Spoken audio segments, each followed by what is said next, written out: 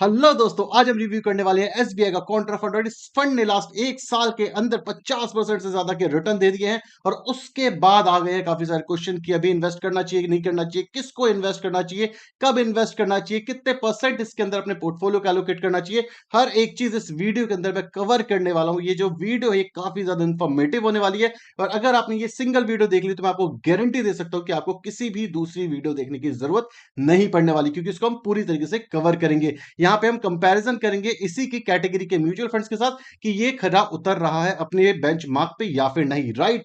तो बिना time waste करे सबसे पहले इस वीडियो को लाइक और चैनल को सब्सक्राइब कर दो, क्योंकि बहुत ही ज्यादा इंपॉर्टेंट है मेरे लिए। और शुरू करते हैं और सबसे पहले जानते हैं कि एसबीआई कॉन्ट्रा फंड होता क्या है। एसबीआई कॉन्ट्रा फंड के अंदर जो एक मेन कीवर्ड आपको देखने को मिल रहा है वो है कॉन्ट्रा फंड। कॉन्ट्रा फंड का बेसिक मतलब ये होता है कि जब भी किसी सेक्टर के अंदर थोड़ी बहुत प्रॉब्लम आती है, ज्यादातर लोग उसके बारे में बात नहीं करते, ज्यादातर लोग उसके बारे में डिस्कस करना पसंद नहीं करते, सोचते हैं कि ये जो सेक्टर है पूरी तरीके से बर्बाद हो चुका है, यहां पे रिटर्न नहीं बनने वाले, तो कॉन्ट्रा फंड आता है पिक्चर के अंदर।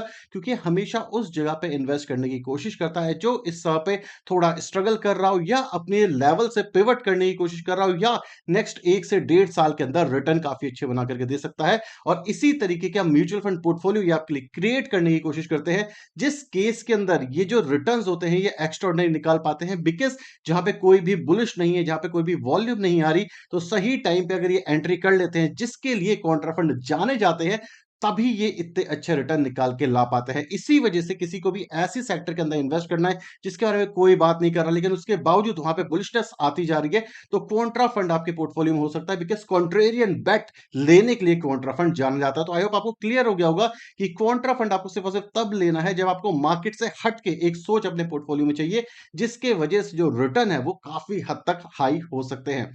अब देखते हैं इसके ओवरव्यू और डिटेल और हर एक चीज, क्योंकि वहीं से आपकी चीजें बनने वाली हैं, वहीं से आपके पैसे बनेंगे। सबसे पहले बात करते हैं ओवरव्यू की। तो यहाँ पे आपको हर एक चीज ग्रीन में देखने को मिल रहा है, मतलब जिससे ज्यादा रिटर्न निकाल पाता है, एक्सपेंस रेशियो भी कम है, रिटर्न भी अच्छे हैं, और उसी के साथ साथ कोई भी रेड फ्लैग इस कॉन्ट्रा फंड में नहीं है। अगर हम 5 साल की बात करें, 25.53% के सीएजीआर से रिटर्न दिए हैं। वहीं पे 3 साल के अंदर 31.6% के सीएजीआर से रिटर्न दिए हैं। और एक साल के अंडर 49.33% के रिटर्न, एक्स्ट्रा ऑर्डिनरी रिटर्न आ जाते हैं। अगर आपने कभी भी लार्ज कैप मिड कैप के अंदर इन्वेस्ट करा होगा, तो इस तरीके के रिटर्न आपने कभी भी नहीं देखे होंगे, जिस लेवल के रिटर्न एसबीआई कॉन्ट्रा फंड ने आपको निकाल करके दे दिए हैं। उसी के साथ साथ जो कॉन्ट्रा फंड होता है, इसका जो पोर्टफोलियो डाइवर्सिफिकेशन है वो भी काफी ज्यादा अच्छा है। इवन लार्ज और मिड कैप में ज्यादा पैसे डालने के बावजूद इस तरीके के रिटर्न निकालना ज्यादातर म्यूचुअल फंड के लिए मुश्किल होता है। अब आपके दिमाग में एक क्वेश्चन आ रहा होगा, क्या मुझे एसबीआई का ही कॉन्ट्रा फंड लेना चाहिए, कोई और कॉन्ट्रा फंड भी मैं ले सकता हूँ? क्योंकि मार्केट के अंदर पहले तो इतने ज्यादा नहीं थे, लेकिन एसबीआई की सक्सेस के बाद काफी सारे कॉन्ट्रा फंड आ चुके हैं। तो देख लेते हैं कंपटीशन करवा करके भी कि भाई ये अपने कंपटीशन को बीट कर पा रहा है या फिर नहीं। अगर हम बात करें कंपटीशन की, तो इसके मेनली दो कंपटीशन देखने को मिल रहा है जो कि कॉन्ट्रा कैटेगरी के अंदर ही आते हैं। एक है इन्वेस्को का कॉन्ट्रा फंड, दूसरा है Kotak India equity Contra fund. अगर आप एक साल के रिटर्न की बात करोगे, तो यहाँ पे आपको देखने को मिलेगा जो एसबीआई है 52.63, इन्वेस्को कॉन्ट्रा फंड देख रहा है 47.96, और वहीं पे जो एक साल के अंदर है कोटक के कॉन्ट्रा फंड ने काफी अच्छे रिटर्न दिए हैं और 1% से बीट किया है एसबीआई को। अगर हम 3 साल की बात करें, तो यहाँ पे कोई भी छू नहीं पा रहा है एसबीआई को। कम से कम 6% से ज्यादा रिटर्न दिए हैं एसबीआई के कॉन्ट्रा फंड ने। और अगर लाइव सीएजीआर की बात करें, तो 17.48% के सीएजीआर से एसबीआई के कॉन्ट्रा फंड ने रिटर्न दिए हैं। लेकिन आप इन दोनों को कंपेयर नहीं कर सकते, बिकॉज ये दोनों कॉन्ट्रा फंड रिलेटिवली नए हैं एसबीआई के कंपैरिजन में। तो मेरे ख्याल से अभी तक अगर आप कंपटीशन की बात करोगे, तो सिंगल हैंडेडली जो एसबीआई का कॉन्ट्रा फंड है उसने बीट भी किया है और कंसिस्टेंसी के साथ रिटर्न भी दिए हैं। अब बात करते हैं कुछ स्कीम्स की कि भाई कितना पैसा देना पड़ेगा, क्योंकि पैसा देना मुझे थोड़ा ज्यादा पसंद नहीं है, लेकिन देना तो पड़ेगा बिकॉज म्यूचुअल फंड में इन्वेस्ट कर रहे हैं हम। तो अगर आप स्कीम पे फोकस करोगे, तो जो एक्सपेंस रेशियो एसबीआई कॉन्ट्रा के वो 0.67 है। वहीं पे अगर आप कंपेयर करोगे इसके सारे के सारे कॉम्पिटिशन से, तो यहाँ पे आपको सबसे ज्यादा एक्सपेंस रेशियो एसबीआई का ही दिख रहा है, लेकिन इतना मेजर डिफरेंस भी नहीं है। अगर हम एग्जिट लोड की बात करें, तो 1% के आसपास का एग्जिट लोड है, जो इतनी कोई बड़ी बात नहीं है, ठीक है। अगर आप एक साल से ज्यादा करते हो, तो एग्जिट लोड ऑब्वियसली हट ही जाएगा।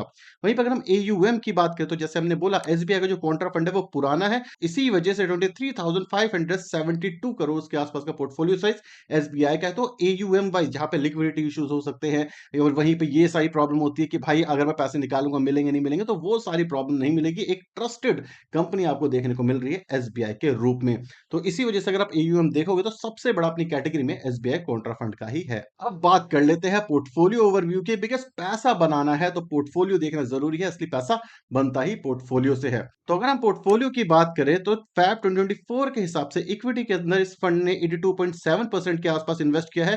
कैश इनके पास 10.53 का है, ट्रेजरी बिल्स जहां से एक फिक्स इनकम जनरेट होती है वहां पे 5.40, रीट्स के अंदर 1% और राइट्स के अंदर 0.98। इसको आप पूरी तरीके से इग्नोर कर सकते हो।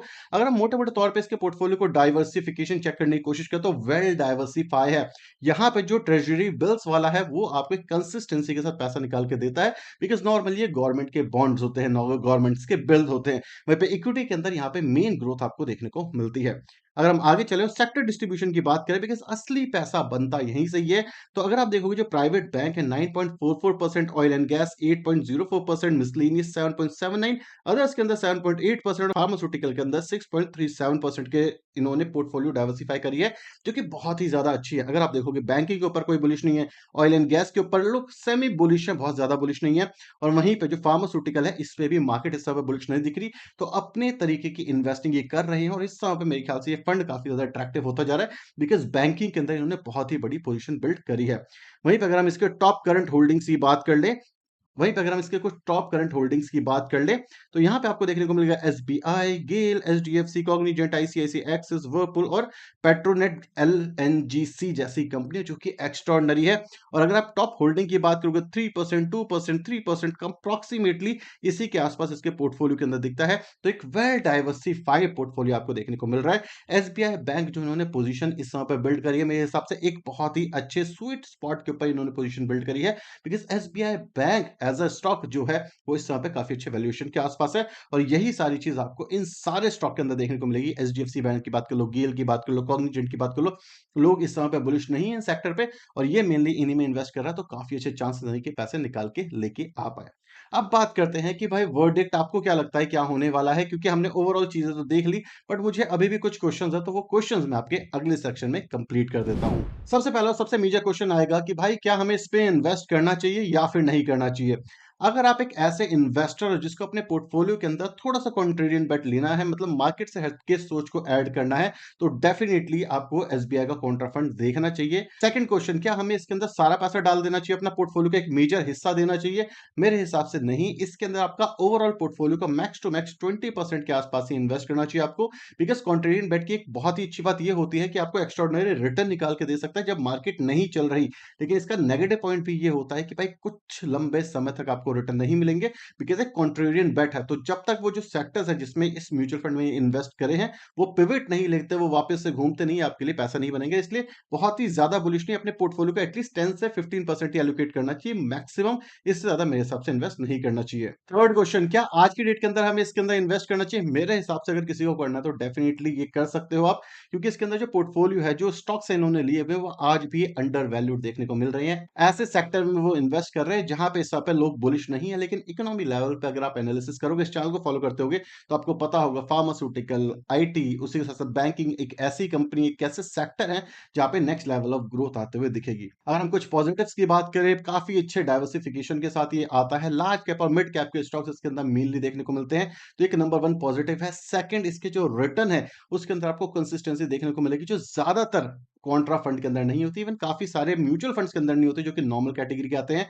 थर्ड, अगर किसी को एक मल्टी कैप म्यूचुअल फंड लेना है और उसका ऑल्टरनेट ढूंढ रहा है large and mid cap category के, तो उसके अंदर भी ले सकता है, क्योंकि कॉन्ट्रा फंड के जो रिटर्न है वो अच्छे हैं। कॉन्ट्रा फंड का जो पोर्टफोलियो है वो मल्टी कैप पोर्टफोलियो की तरह आ सकता है। तो ये सारे बेनिफिट्स आपको कॉन्ट्रा फंड के साथ दिखते हैं। वहीं पे एक जो पर्सनल चीज हर किसी को समझनी चाहिए, ये फंड कॉन्ट्रेरियन बेट लेते हैं, ये टिपिकल म्यूचुअल फंड नहीं है। नेगेटिव्स की बात करें तो जो कॉन्ट्रा फंड्स होते हैं वो काफी केसेस के अंदर कुछ लंबे समय तक थोड़े बहुत कंसोलिडेट करते हुए मिलते हैं, बिकॉज जब तक उनके जो स्टॉक है वो पिवट लेकर के वापस से रिकवर नहीं कर पाते, वो नहीं चलते। वहीं पे अगर मैं सिर्फ एसबीआई की बात करूं तो यहाँ पे एज सच मुझे कोई भी मेजर चीज देखने को नहीं मिल रही नेगेटिव में, लेकिन सिर्फ एक चीज है जो मुझे लगता है जो थोड़ी सी ज्यादा मेजर नेगेटिव चीज हो सकती है, वो है इनका बेंचमार्क। अगर आप देखोगे इनका जो बेंचमार्क है वो है बीएसई 500 टीआरआई, जो कि ओवरऑल मार्केट को ही बेंचमार्क करता है, मतलब एक इंडेक्स फंड है जो ये बेंचमार्क के लिए ले रहे हैं। तो मेरे हिसाब से इसके लिए कोई दूसरा बेंचमार्क ये सेट कर सकते थे, बट अगर आप बेंचमार्क को बीट कर रहे हो और आप कह रहे हो कि मैं इंडेक्स से कंपटीशन कर रहा हूं, तो आपको ये समझना चाहिए कि लॉन्ग टर्म के अंदर जो इनका बेंचमार्क है वो 12 से 14% के आसपास का रिटर्न निकालेगा, और अगर ये बेंचमार्क को बीट करता है तो मैक्सिमम 15 से 16% के सीएजीआर से रिटर्न मिल सकते हैं। ये जो पास्ट रिटर्न है ये फ्यूचर के रिटर्न को गारंटी नहीं करता, तो इसीलिए पास्ट के रिटर्न को देख करके इसके अंदर इन्वेस्ट मत करना। म्यूचुअल फंड अच्छा है, म्यूचुअल फंड में एज़ सच कोई मेजर इश्यू नहीं है। बेंचमार्क है, बेंचमार्क को ये हमेशा बीट करता रहा तो अच्छी बात है, क्योंकि जो बेंचमार्क है वो इंडेक्स है इसकी कैटेगरी के अंदर।